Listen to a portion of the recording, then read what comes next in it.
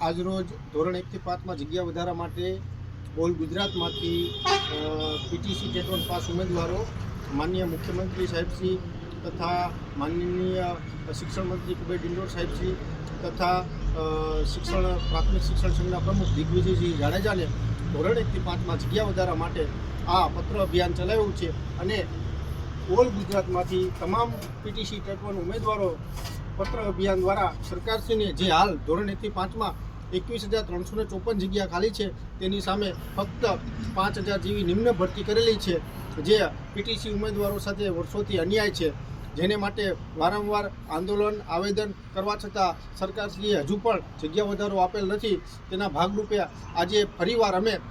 ધોરણ 1 થી 5માં જગ્યા વધારા માટે ટપાલ અભિયાન ચલાવેલું છે. તો મારી સરકારશ્રીને વિનંતી છે કે તમે જે કચ્છની જાહેરાત આપી છે કે કચ્છમાં